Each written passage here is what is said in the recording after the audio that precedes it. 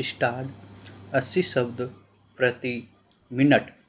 अपीलार्थी firm ने प्रति उत्तरदाता कंपनी का एक भवन निर्माण का ठेका लिया। विराम माध्यस्थम करार के खंड 17 में एक उपबंध किया गया था कि भेल कंपनी के द्वारा ठेकेदार को दे किसी बकाया या अनेस्ट मनी जमा या सिक्योरिटी जमा पर कोई भी ब्याज नहीं दिया जाएगा। विराम पक्षों के बीच में विवाद उत्पन्न होने पर अपीलार्थी द्वारा मध्यस्थम और सुलह अधिनियम की धारा 11 के अंतर्गत आवेदन पर दिल्ली उच्च न्यायालय ने न्यायमूर्ति श्री M.A.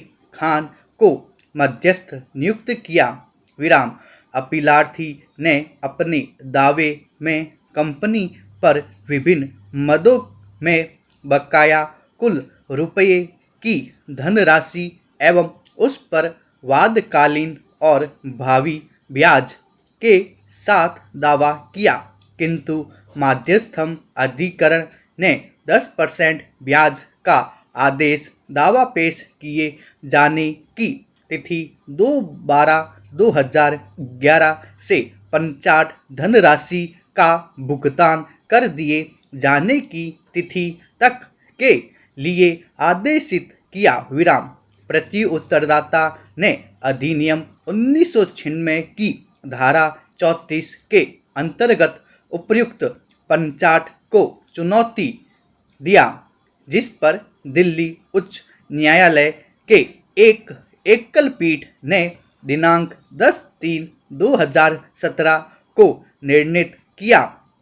विवाचक वादकालीन ब्याज का आदेश नहीं दे सकता है। विराम तदनुसार आदेशित किया, जिसे पुनः खंडपीठ ने भी आक्षेपित निर्णय एवं आदेश दिनांक 10/9/2017 के द्वारा कायम रखते हुए अपीलार्थी की अपील निरस्त कर दिया। विराम अतः अपीलार्थी ने यह SLP अपील प्रस्तुत किया। विराम उच्चतम न्यायालय के समक्ष अपीलार्थी की ओर से निम्न 2 तर्क उठाए गए। पहला, उच्चतम न्यायालय के अनेक निर्णयों में वादकालीन ब्याज को अनुमति प्रदान किया गया है। विराम मध्यस्थम करार का खंड 17 भारतीय संविदा अधिनियम 1872 की धारा 28 के अधिकारित है।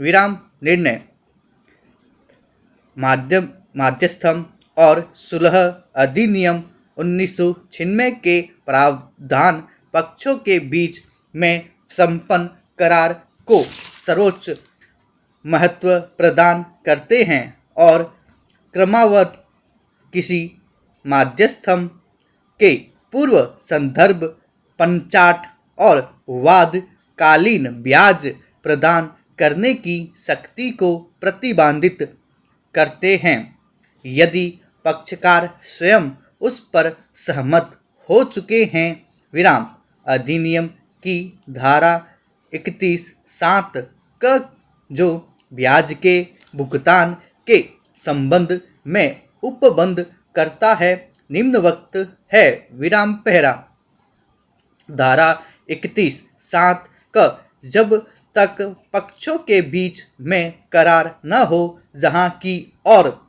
जबकि कोई मध्यस्थम पंचाट धन के भुगतान के लिए है, तब मध्यस्थम अधिकरण उस धन राशि में जिसे आदेशित किया जा रहा है ब्याज सम्मिलित कर सकता है, ऐसे दर पर जैसा कि वह युक्ति समझता है। उस धनराशि के पूरे अथवा आंशिक भाग के लिए और पूरे या आंशिक अवधि के तिथि तक के लिए जब वादकरण उत्पन्न हुआ और जब पंचाट दिया गया। विराम पहला उपर्युक्त प्रावधान से स्पष्ट है कि यदि संविदा पूर्व संदर्भ या वादकालीन ब्याज को प्रतिबंधित करता है तब मध्यस्थम उक्त अवधि के लिए ब्याज का आदेश नहीं